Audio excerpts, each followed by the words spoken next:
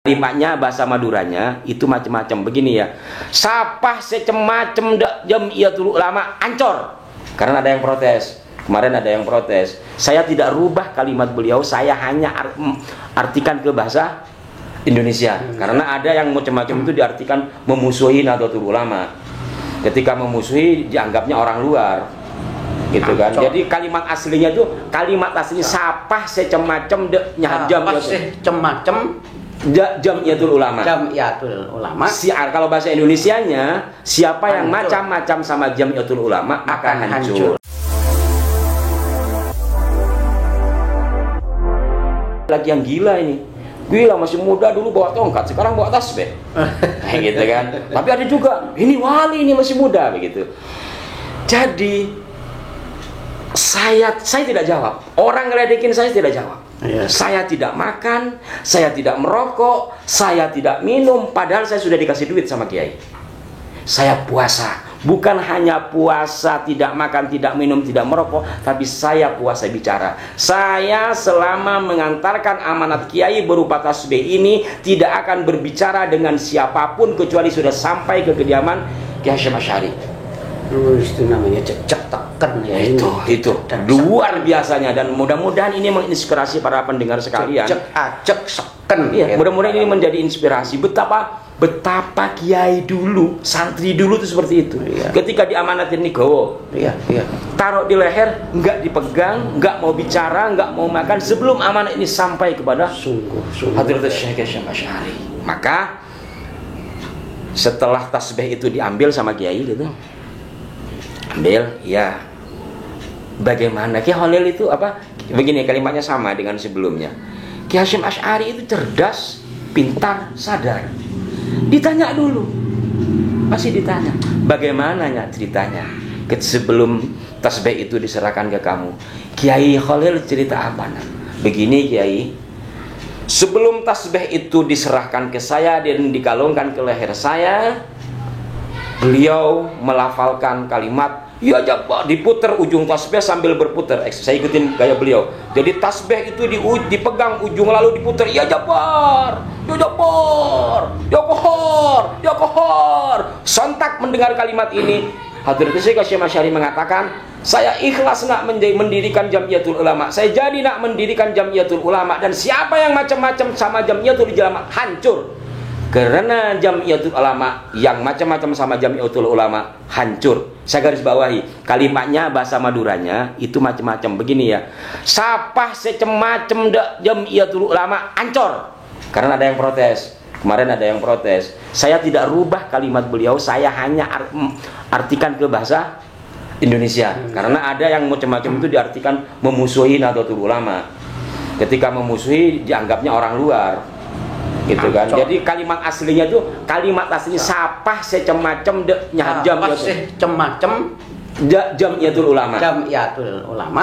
Kalau bahasa Indonesianya, siapa yang macam-macam sama Jamiatul Ulama akan hancur. Jadi ini kalimat apa seperti ini? Ini Hadratus Syekh Hasyim Asy'ari yang mengatakan. Jadi ketika mendengar kata ya Jabbar ya Qahar, lalu sontak Syekh Khalil mengatakan siapa yang macam-macam sama Jamiatul Ulama hancur. Ya tahu sendiri artinya ya Jabbar sama ya Qahar kan? Betul. Nah, saya garis bawahi tadi karena ada nggak tahu NU atau bukan NU yang mengkritisi, dianggap bahwa kalimat ini terlalu ekstrim. Karena ada yang memaknai kata macam-macam itu dengan kata memusuhi. Siapa yang memusuhi NU? Berarti kalau memusuhi NU kan non NU. Jadi dianggapnya orang di luar NU yang memusuhi NU akan hancur. Padahal kalimat asli dari Hadratus Syekh dari Syekh Khalil itu kalimat asli dari Ki As'ad Syamsul Arifin yang disampaikan oleh Ki Hasyim Asy'ari, siapa yang macam-macam sama NU. Kalau saya tafsiri, dan maknanya macam-macam itu tidak harus memusuhi. Tidak. Tetapi saat kemudian menggerogoti dari dalam atau katakanlah masuk ke dalam tubuh NU tetapi untuk hidup, mencari penghidupan bukan menghidupkan NU, mungkin seperti itu ya. Banyak tafsirnya saya lebih cenderung ke arah sana ya. Bukan hanya dari eksternal. Maka akan hancur gitu ya.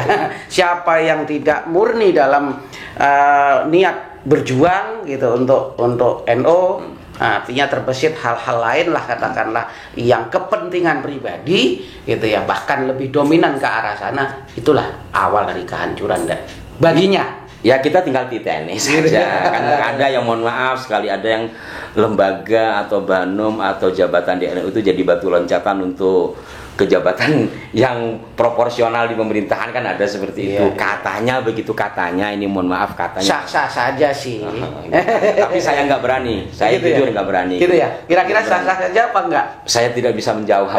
Saya tidak bisa menjawab. Saya jujur, saya tidak berani. Ketika saya teringat kata ya Jabar ya Qahar, karena yang berbicara ini ya menurut kiai saya, beliau ini wali. Menurut kiai saya, bukan menurut saya. Karena layak diful wali ilal wali kan. Saya nggak berani ketika seorang wali yang berbicara kemudian kita langgar, bisa terjadi kan. Ya enggak apa-apalah hidup begini daripada yang macam-macam sama NU gitu. Artinya kalimat ini sangat tegas dan bisa sebagai alat kita untuk introspeksi ya.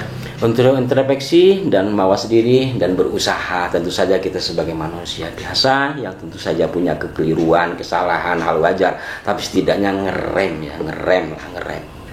Begitu sahabat-sahabat jimat leluhur. Karena jadi monolog saya.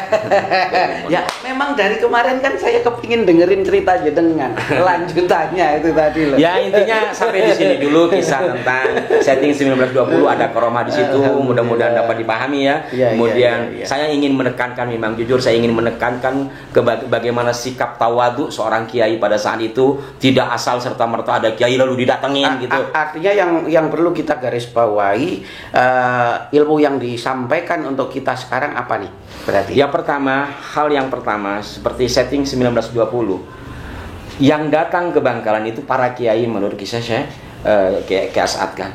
Tapi karena Syohana Khalil itu seorang kiai sepuh, tidak serta-merta datang ke beliau.